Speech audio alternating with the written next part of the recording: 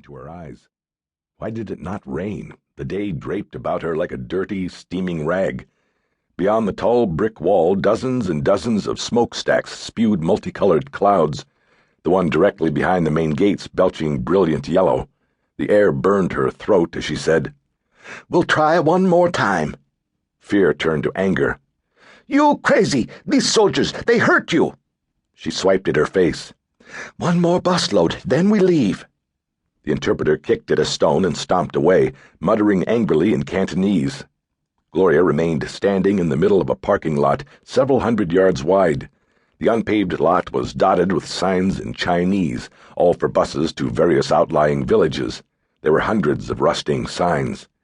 Red dust floated over the uneven, potholed surface. Her clothes were stained, her face and hands sweat-sticky and layered with grit. Gloria could feel the soldier's hostile gaze. She had never felt so exposed. All her careful plans, all her months of scheming, all her urgings and zeal, she could not recall a single thing beyond the rising cloud of dismay. They had arrived too late. Gloria had planned to set off from Hong Kong before dawn. She had contracted for a car and driver through the hotel and an interpreter through the agency. She had told the driver, but not the interpreter, where they were going.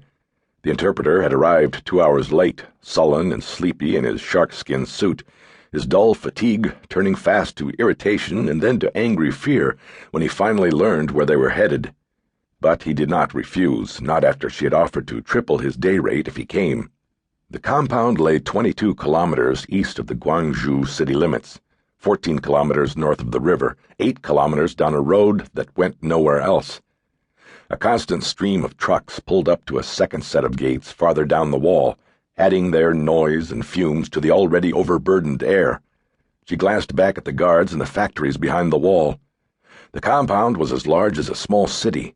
Construction cranes sprouted like diseased trees within a nightmarish garden. She had researched the compound for almost 8 months, and still did not know how many people worked inside. Some reports said 90,000, others closer to 120. She did not even know which was the factory she sought. All she knew for certain was that it was there. A name that conjured shadows and whispery fear even among expatriate Chinese 9,000 miles away back in Washington, D.C., back where she desperately wished she was now. Even so, when the next pair of rolling buses belched black smoke and entered the lot, she almost screamed to the interpreter. "Here they come!"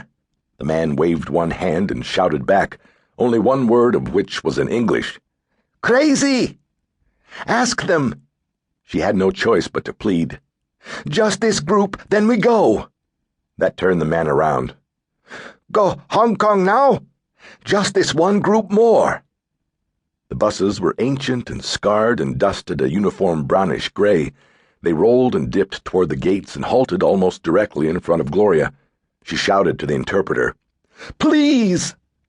The man walked over and stood before the bus doors, his shoulders slumped in resignation. Only this time the disembarking passengers neither chattered nor looked his way as he started his speech. Instead, their eyes were locked upon the gates. Their expressions were so taut and so fearful that Gloria had no choice but to turn around. The first 2 soldiers gripped her arms and pulled her away from the buses. 2 more posted themselves between her and the vehicles. The interpreter had instantly vanished. The arriving workers dispersed almost as swiftly. Gloria shouted, "I'm an American citizen." Another man stepped in close, as diminutive as the others but younger and dressed in civilian clothes. "So, American citizen, who sent you? United Nations? Red Cross?" "Nobody." Behind the man stood another civilian, bigger and older.